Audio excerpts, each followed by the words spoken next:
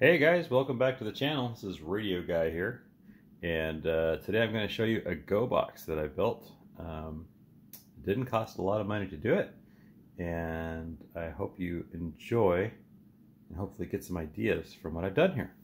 So we're going to start out with the case. The case is from Harbor Freight Tools. Harbor Freight has totally just ripped off Pelican, but hey, it's cheaper, right? So this is a pretty good sized case. The one I chose was army green. You can get it in different colors. I think they had yellow and like desert tan and black. I like army green. So this case was about $55. I found it on sale for I think $45 at one of their special events they have. It comes with the foam inside of it. You have to cut out the foam. I don't know if you can see this, but it's got squares, so when you separate it, they're already somewhat pre-cut, and you just rip out the ones you don't want to make room for whatever you have. So what I have here is I have a Kenwood 8180 radio right there. It's UHF, and we use that for GMRS for different types of training events. I'm involved with our local CERT community, our community emergency response team, and so this is a radio that's deployable. You can throw it in the back of a pickup. It can get wet, it can get banged around in the back of a pickup, you can go down a dirt road, you can have things fall on this case and nothing's going to happen to that radio. So I got the radio.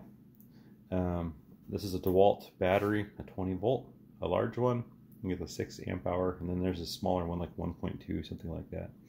And then I have a larger compartment here for all the cords and cables, the miscellaneous stuff. So what we're going to do is I'm going to unpack this and set it up, let you see what I've done, and hopefully you like it.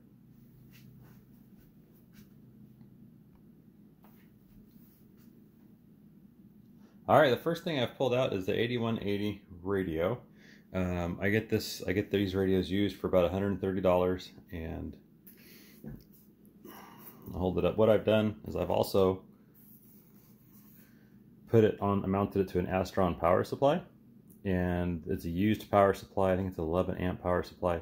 I usually get the power supplies on eBay for about $50 free shipping. A lot of times people will want, $80, but I usually wait for the deal. So what I've done is I've just screwed the mount to the power supply. Something that's important, you want to take out these screws here and here and take this whole cover off the power supply before you drill into it or put self-tapping screws. Because if you get metal shavings down in that power supply, shorting something out, and you plug it in, bluey, there goes your money. So take the cover off of the power supply when you screw into it, okay? And I like Anderson power pole connectors. We get these from PowerWorks. So everything's connected here to the power supply with Anderson. One other thing I like to do is I like to put a BNC connector on the back end of the radio. It makes it easier for people. If you're deploying this and somebody's going to set this up that's not used to setting up radios, a BNC connector is much easier to manipulate. You don't want to cross thread the coax connection. So personal pet peeve, I do it that way. You don't have to. So there you go.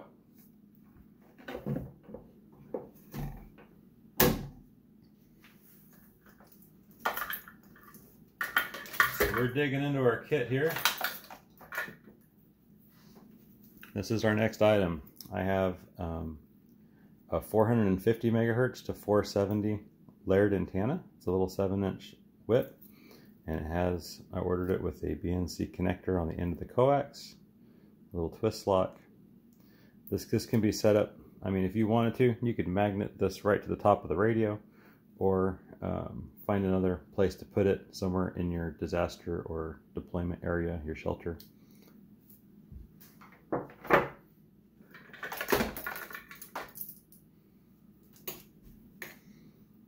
Next thing I have in my kit is a cigarette lighter adapter. Alright, so if I'm in a car with this kit, I can power the radio. If we don't have 110 volt power for the power supply, that's okay, because we have a car adapter for it.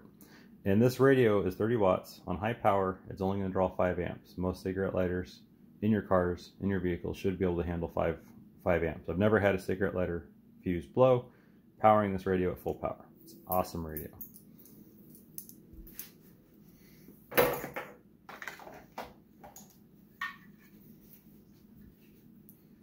This little gem is amazing. You can buy these on Amazon. They're about $25. You can get them with different power ratings. Let's see what this one says on it. 180 watt DC to DC converter, input 18 to 20 volts, output 12 volts, 15 amps. So this is one of the larger ones. Oh, sorry, I'm out of focus here. There we go. So this is a 15 amp. You can power several radios off of this. This is amazing. And what I'm going to do is demonstrate how exactly this is used so you guys get an idea, all right?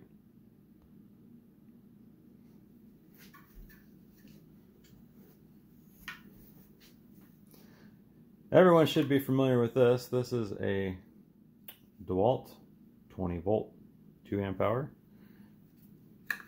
This little kit I was just showing you, all right? This battery slides onto this.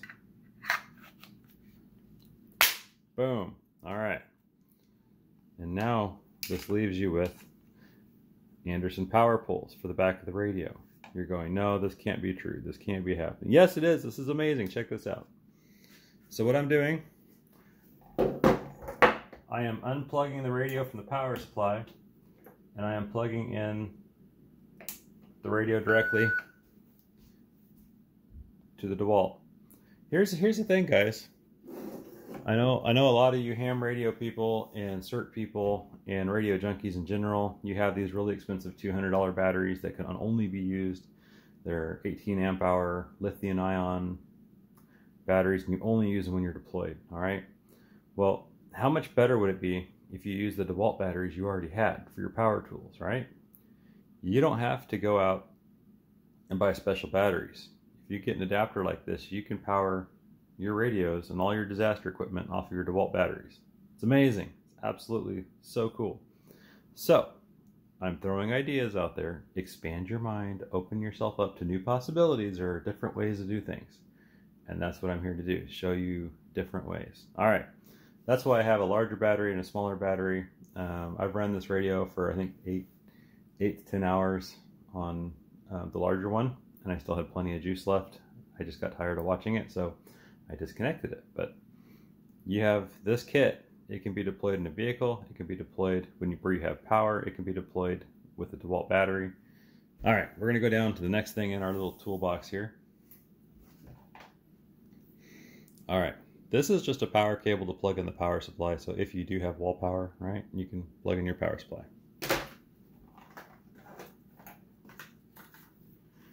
I mentioned being a radio snob earlier. Yes, I'm a little bit of a radio snob. That's okay.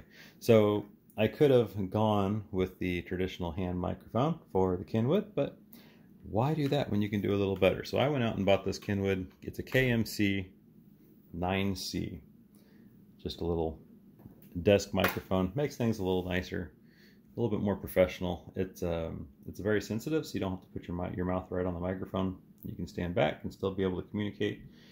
Just a word of caution, it's going to pick up everything in the room. So if you're in an emergency operations center, if people are talking that you don't want to have broadcast, you may want to stick with the hand microphone. So, all right, next thing in our kit, I did include the DeWalt 20 volt charger. Perhaps this is deployed, right, in an area where you don't have commercial power. So you're going to power everything off the DeWalt battery, which we're doing right now. Well, maybe every 5 hours you need to switch out your batteries. You need to have a bad way to charge your battery. So this is a way you can, if somebody's in the area that's running a generator, you can charge one battery on this while you're using one battery and then switch them back and forth. So being sustainable is very important to me, and that's why I included the charger. All right. This is just a basic extension cable. It comes in useful for all kinds of things. So this is in here. One of the things I have on order that currently is not in the pack is an Anderson power pole splitter. Here, I'll pause for a minute and I'll get one and show it to you. Hang on. All right, we're back live with the radio guy. All right, so this is an older one. This is called a Rig Runner 4005. This is an Anderson power pole splitter. So you could go from the Dewalt battery straight into this. This would be the input here with the higher fuse rating. These fuses are all for HF. They're higher wattages or higher amperages. So yeah, you can split this up. You can run several things. You can buy new rig runner units like this splitter. And the new ones, some of them have USB hookups, so you could charge your phone off of your Dewalt battery. If you're in a disaster area and you need to be able to charge phones, you can get the rig runner that has the USB, and that way you're powering off of the Dewalt battery, powering your emergency radio, and you're also have connections for other 12-volt equipment, or if you have the USB adapters, you can use that as well. Well, hey, I hope you enjoyed the video. I hope this helps you out. I think this is an awesome kit I put together. I'd love your comments. Don't be bashful. Let me know what you think. There's always ways to improve, and I count on you guys to help me out. All right, have a great day, everybody. 73 from the Radio Guy, signing off.